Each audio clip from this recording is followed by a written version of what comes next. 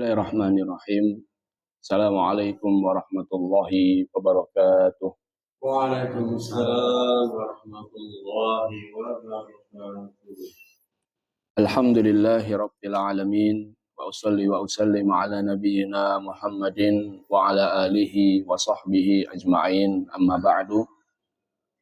Alhamdulillah, dengan nikmat dan karunia dari Allah Ta'ala kita bisa kembali melanjutkan membaca hadis Nabi Shallallahu Alaihi Wasallam yang dikumpulkan oleh Al-Imam Abdul Ghani Al-Maqdisi rahimahullahu ta'ala. Kita akan membahas sebuah hadis yang menjelaskan akan larangan berbicara ketika sholat. An Zaid bin Arqam radhiyallahu ta'ala anhu. Dari sahabat Nabi yang bernama Zaid bin Arqam, semoga Allah ta'ala meridhoinya, ia berkata, Kunna natakallamu fis shalah. Dahulu kita ketika sedang sholat, kita sambil berbicara. Yukallimur rajulu sahibahu wa huwa ila jambihi fis shalah. Salah seorang di antara kami mengajak bicara orang yang ada di sampingnya ketika sholat. Ini dulu di awal-awal disyariatkannya sholat. Para sahabat Nabi Shallallahu Alaihi Wasallam mereka sholat masih boleh sambil bicara.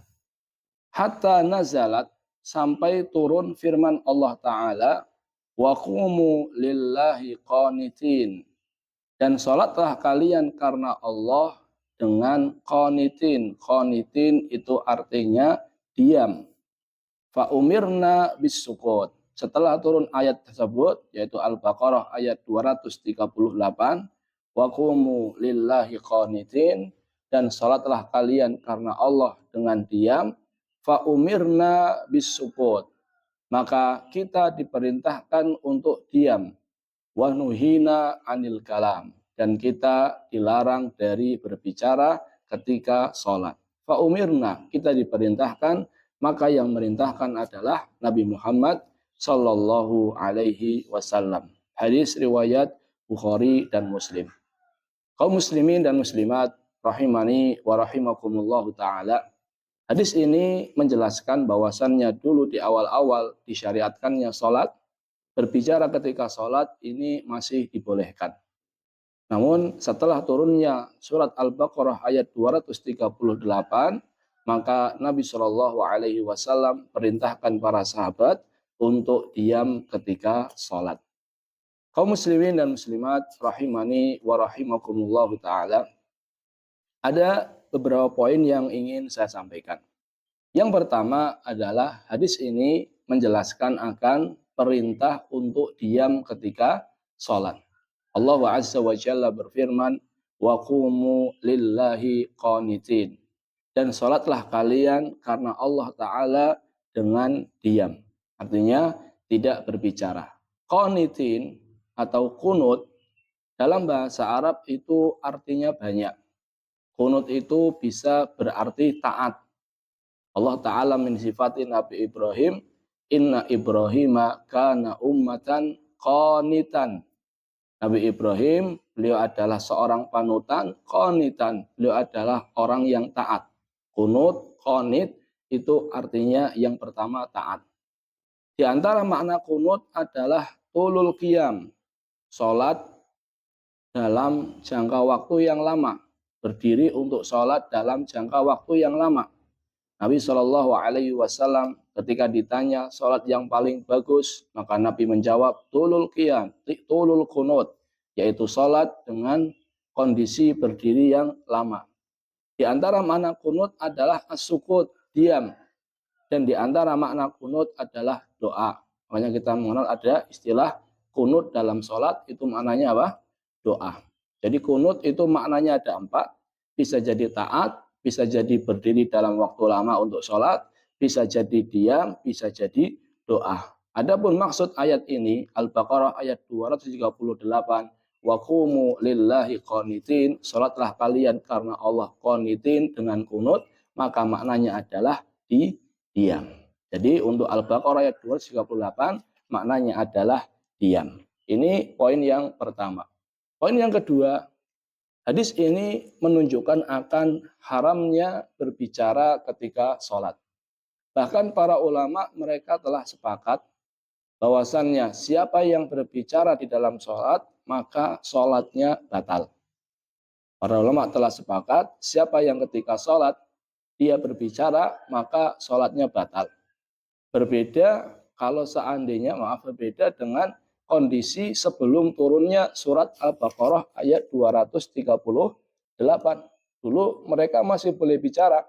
Namun setelah turunnya Al-Baqarah 238, maka ketika sholat sudah nggak boleh berbicara lagi. Dan siapa yang berbicara, para ulama sepakat sholatnya menjadi apa? Batal. Di sana ada pengecualian. Yang pertama adalah apabila orang berbicara dalam sholat karena lupa. Apa mungkin Ustadz? Mungkin. Contohnya hadis yang kita bahas ketika kita membahas tentang sujud sahwi. Nabi SAW pernah sholat asar hanya 2 rakaat. Berarti kan kalau sholatnya 2 rakaat, sholatnya belum selesai kan? Nah kok setelah itu Nabi SAW di saat itu beliau ditanya sama Dzul-Yadain, sahabat Nabi yang tangannya panjang. Ditanya, aku siratis sholah, anasita amku siratis sholah. Apakah engkau lupa wahai Rasul, atau sholat sekarang sudah dikosor? Yang tadinya 4 menjadi 2 rakaat. Kata Nabi, lam ansa walam tuqassar. Saya enggak lupa dan sholat pun tidak dikosor. Di sini Nabi dan sahabat Nabi Dzul-Yadain mereka berbicara. Namun mereka berbicara sedangkan sholat belum selesai. Namun pembicaraan mereka karena lupa. Karena Nabi SAW lupa bahwasannya sholatnya belum selesai. Jadi kalau seandainya berbicaranya karena lupa, maka tidak membatalkan sholat. Ini yang pertama.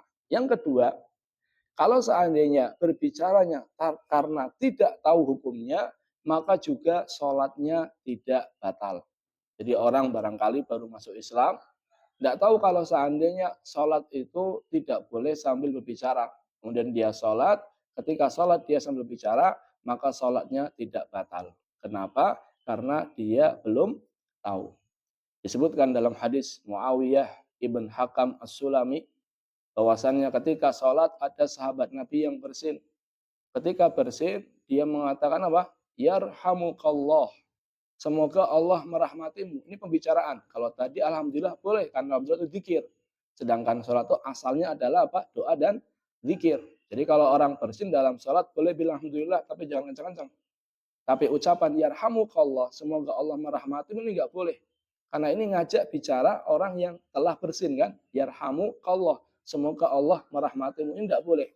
Maka di saat Muawiyah ibn Hakam As-Sulami mengatakan yarhamukallah, maka jamaah yang lain mereka menoleh ke Muawiyah ibn Hakam As-Sulami. Jadi mereka sebagian jamaah memandang Muawiyah ibn Hakam As-Sulami. Di saat itu Muawiyah ibn Hakam As-Sulami merasa tidak nyaman. Kemudian dia mengatakan, kenapa kalian lihat saya? Jadi yang tadinya cuma bilang yarhamukallah, malah bilang apa? Kenapa kalian lihat saya? Makin parah ngomongnya. Sehingga para sahabat mereka menepuk paha-paha mereka, isyarat agar Muawiyah diam. Setelah selesai sholat, Nabi SAW menasihati Muawiyah, dan Nabi SAW tidak perintahkan Muawiyah untuk mengulangi sholatnya. Nabi SAW tidak perintahkan Muawiyah untuk mengulangi sholatnya. Ini menunjukkan bahwasannya kalau bicaranya karena belum tahu hukumnya, maka sholatnya tidak batal. Ini poin yang kedua. Berarti berbicara dalam sholat ini ulama sepakat bisa membatalkan sholat. Hanya saja kalau lupa atau tidak tahu, maka tidak membatalkan sholat. Poin yang ketiga, hadis ini menunjukkan bahwasannya syariat Islam itu disyariatkan secara tadarruj, bertahap. Di sini sholat ini disyariatkan secara bertahap. Awalnya ketika sholat masih boleh berbicara. Kemudian datang syariat berikutnya dengan turunnya Al-Baqarah ayat 238. Ketika sholat dilarang untuk berbicara. Di sisi lain, sholat juga bertahap dari sisi kewajibannya. Dulu jamaah, di awal-awal Islam, sholat itu yang wajib adalah sholat malam. Yang wajib adalah sholat malam. Ya ayyuhal muzammil qumil laila illa qalila. Dulu yang wajib adalah sholat malam. Belum ada sholat 5 waktu. Kemudian turun perintah berikutnya bahwasannya sholat itu sehari hanya 2 kali. 2 rakaat di waktu pagi, 2 rakaat di waktu sore. Jadi pagi 2 rakaat, sore 2 rakaat. Kemudian setelah terjadi peristiwa Isra Mi'raj, maka sholat menjadi berapa? 5 kali. 5 waktu dalam sehari. Ada tahapan. Awalnya sholat malam itu wajib, menjadi sunnah bagi umat Nabi Muhammad, tetap wajib bagi Nabi Muhammad.